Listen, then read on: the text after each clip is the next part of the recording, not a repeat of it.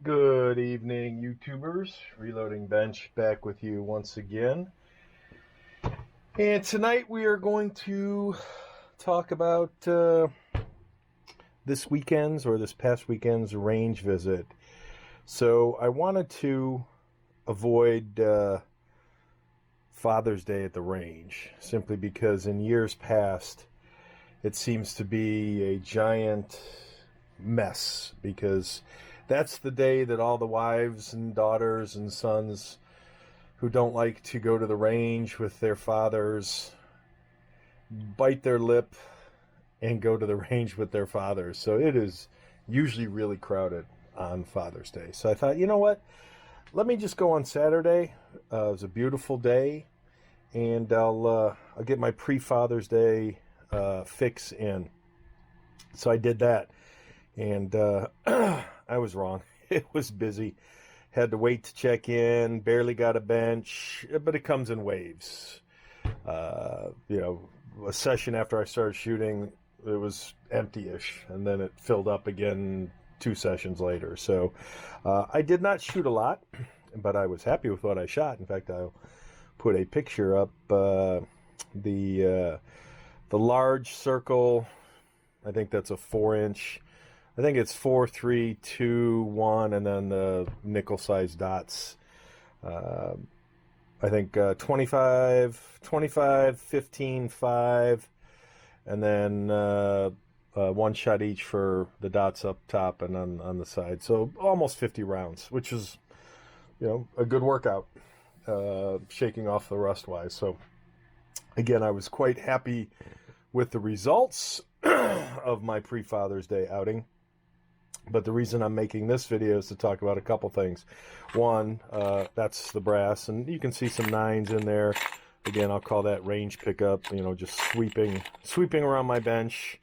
We do load for 9, and I'll pick it up occasionally. I don't go out of my way to pick it up, but I also don't necessarily go out of my way to exclude it.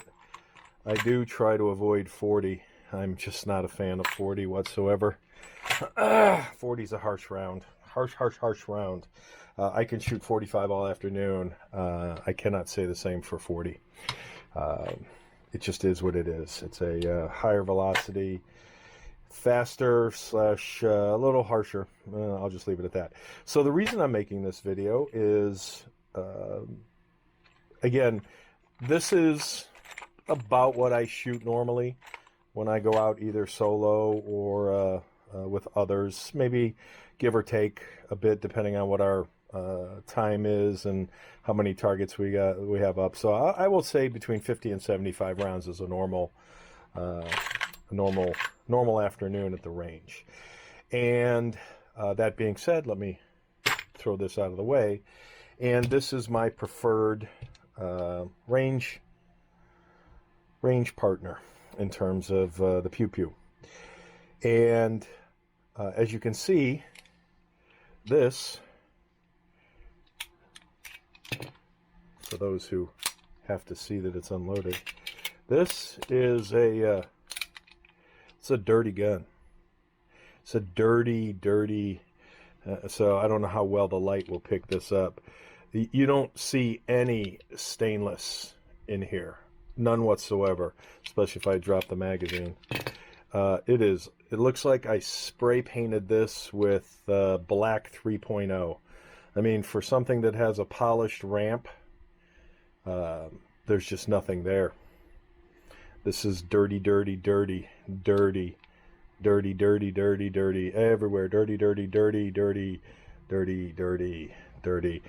And the reason I'm showing you this incredibly dirty weapon is because this is how I run my 1911. I do not treat my 1911 with kid gloves. In fact, even on the magazines, this is, dirty. I'll take, let me grab a towel here, and we'll see how much dirt comes off. This is what I would do at the range. It's not as dirty as I thought. What I would do at the range on the mats is I would just wipe my magazine, wipe it down, good to go. Occasionally, and when I say occasionally, twice a year, I will oil the rails, shroud, barrel area. I have not cleaned this weapon. This is June, the latter part of June 2022. Maybe 20. Back in 20 I cleaned it. Maybe even 2019. I am not a fan of what I would call religious cleaning, and I have no objections to or no issues with anyone who does. You know, there's people out there that will go to the range, and as soon as they come home, they're cleaning. I go to the range, I come home, and I clean my brass, and I get it ready for the next session. I primarily shoot moly-coated. Maybe I should clean my finger. Yeah, that's a lot of carbon buildup. I primarily shoot moly-coated lead out of this particular 45, and this particular, if anything, in fact, I was looking on Ed Brown's site. If anything, again, the reason I'm making this video, two reasons. One, I may believe it's time for a cleaning, because this past session of 50-ish rounds was the first time in a long time I've had some failure to ejects. So I'd get some stove piping, just some issues that I haven't had in a really long time. Now, I also have been a little lax in my ammo production in terms of not necessarily running it through each round through a factory crimp die, which I should, because that gets the tolerances into spec.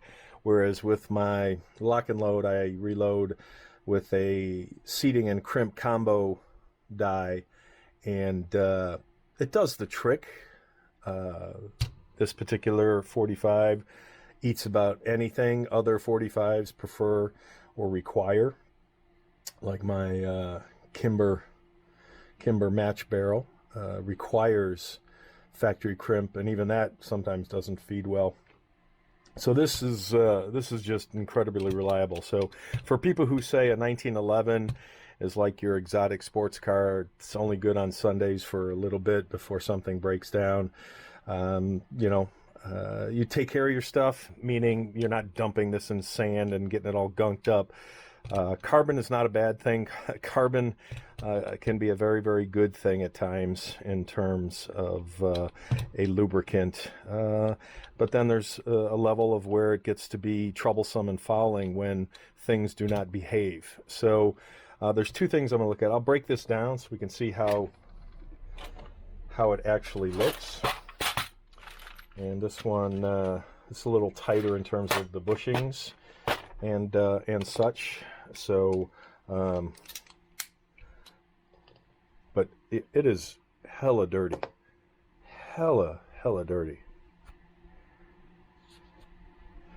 So it's probably time, and one of the secondary things I was thinking about is it is probably time. Ooh, look at that. To change out some springs.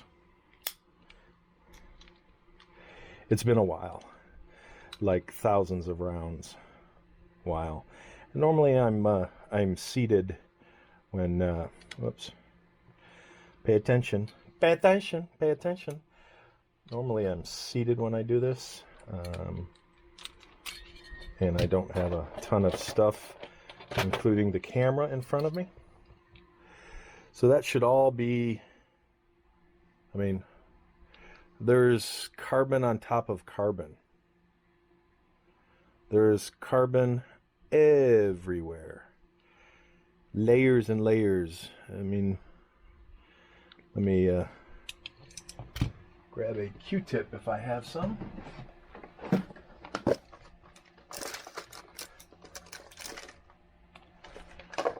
Layers layers and layers. There's no question this is a dirty as hell gun. No question about it. So I was looking at, I mean,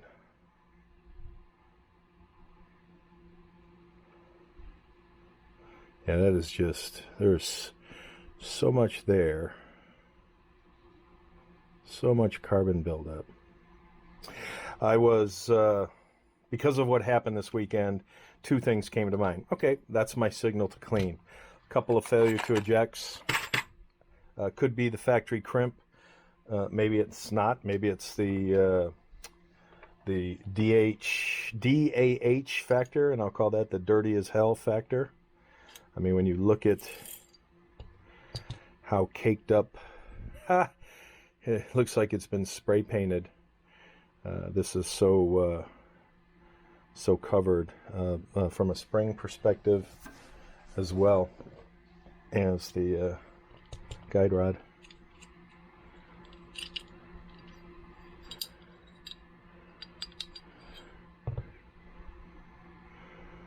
Yeah, that is that's seen. That's the bushings on there so tight it doesn't even move because of the carbon buildup. Gunky. Again, looks like it's almost spray painted, a dull black spray paint to some degree. Quite dirty. And when I do clean, the cleaning that I would do is I wouldn't break this down and clean all this. Obviously, I would clean all this, but I'm not going to go in and completely dismantle the gun. That's a once in a maybe 5-10 year kind of thing. The 2-year cleaning, I will pop out the firing pin, spring. The ejector looks like it's ejector / extractor. Looks like it's quite caked. So everything is, really, really, really dirty, and that's okay because as dirty as this is, and has been for so long. I mean, I could write letters in there. It performs, and I'm not going to say that about every 1911 because your mileage may vary. Different guns, their tolerances, their whatever, built to different, not specs per se, but and I don't think it's a money thing. The more you pay, the less you have to clean. I think it's how you run with your platform, and the way I run is I have fun and I fire until things start acting up and going awry, and then I figure out what it's time to do. So because I'm going to finally clean this, and I will not be cleaning this tonight, because I will take advantage of contacting Ed Brown. And I've done this before on eBay and whatnot and ended up getting burned. So I'm going to go directly to the source. I will get a new recoil spring and a mainspring housing spring.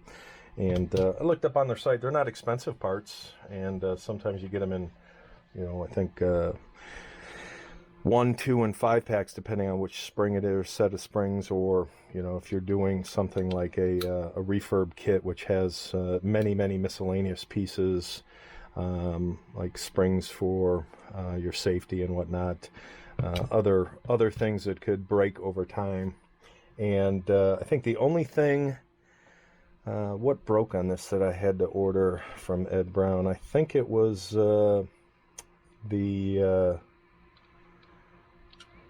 actually, no, I can't even remember now. It's been so long. Too long.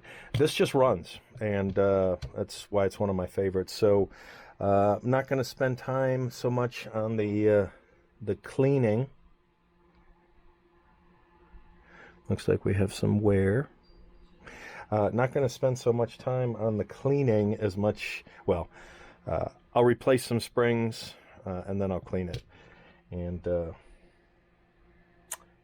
focus of this was the signal of performance in some of the rounds telling me time to give it some attention. Otherwise, up until this past weekend, I would call it flawless save for the occasional maybe split case or some issue with feeding that was round related as opposed to potentially gun related. And I still tend to lean towards maybe it's a round issue considering how flawless this has been. But again, I've lost count of how many rounds are through this, so without question I'm overdue for springs. So it will be new springs and cleaning, and it'll be good as new again. And it's a rockin' piece of functional art. That is it for this video. Take care, all. All right, I caved. I was gonna put everything away, and I was looking at this dirty ass wonderful piece of hardware and decided, okay, let me do a quickie clean. So when I clean, I obviously break it down, and my methodology is to use as few patches as possible. So I used 1, 2, 3, 4, and this is 2. So that's 6 patches. And you may say, there is no effing way you clean that gun as dirty as it was. So, I mean, when you look at it now, extractor, firing pin, broken down. Again, I don't know if you remember how nasty, well, you can look at the video from a few seconds ago, and this actually was blued, but is worn off so much in terms of the coating. But and then the barrel, obviously, and you probably can't see, or maybe this will pick it up, that barrel is hell clean right now. I don't know if this side I'll pick it up as well either. That barrel is hella clean. Frame, I think you recall everything was black. Black, not black now. No shortage of extensive carbon. So when I say I used 6 patches, and I cleaned the magazine too, I was not exaggerating. So my methodology is to, I love this stuff, M-Pro 7. I spray everything down with M-Pro 7, and then I just start working on pieces with the brush. And when the brush gets dirty, as it is right now, actually, this is the secret to my gun cleaning madness, is a second towel. I call these shop towels. And then, brand new, M-Pro 7, love this stuff. Buy it by the gallon, or bought it by the gallon. Don't use it that much because I don't clean my guns that much, or my gun. So again, you'll say, oh, there's no way you use, what did I say, 7 patches? 2, 3, 4, 5, 6 patches. So my method for cleaning is, and these were my barrels. So if you can believe this was pass. So for the barrel, I'll spray everything with M-Pro 7, and then I'll immediately dunk the barrel, or at least 1 or 2 patches, run it through, and then just let it set in the barrel while I'm cleaning other stuff. So 1, 2, 3, 4 patches for the barrel. Miscellaneous parts and areas like the slides, the grooves, the whatever, the firing pin and extractor ejector area, little tight spots in here. That's what these little things are for. And then I save, these are the Q-tips that I cut off the used head, and then I use, you know, the tip to get into places. And you may say, oh, that's not strong enough, which is why I use these. And these are like, you you know, was it caramel apple, treats, whatever. It's basically a wooden dowel with a dull tip, and that's great because wood is strong. This wood is strong. And then I use coffee stirrers, again, to get in tight areas. So once it's all clean, and then once I've cleaned everything to my satisfaction, my barrel is last. So this slide, the second to last, so I'll start out with magazine, I'll break it down, then I'll do parts. I will do frame, I will do slide, components within the slide. The barrel is last because I've let it soak the most. And by then, after swabbing it and letting it soak in ballistol, which is my solvent for my barrels, I then take a swab, a patch, and run it through to see how much, and that was run through twice. So that's the first pass, that's the second pass, and then this has some break free, very light, basically drops, and that was the first pass, and I think that was the second pass. So very lightly oiled, but that, for as many rounds as that barrel has, that barrel is gorgeous. And that's how I clean. So nothing extensive. I would call this a you know, there's no ultrasonic, no whatever. 20 to 30 minutes, taking my time, just chilling and scrubbing, and trying to minimize my my usage of again my usage of components. But the number one aid for me in cleaning, so this was not a clean towel to start with, but when you look at how much dirtier it is now because of all of the carbon that was on this weapon, areas of carbon, I then take this, throw it in the wash with other cleaning towels, and they never get white clean again. You know, they'll always have stuff on them, but they're clean in the sense that they're usable clean. And I will use this, start putting this stuff away. I will use this last one with some break free to coat all my pieces before I put them back together. So I'm not going to bore you with that.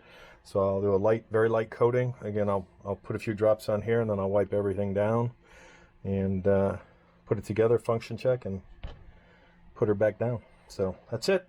Bye.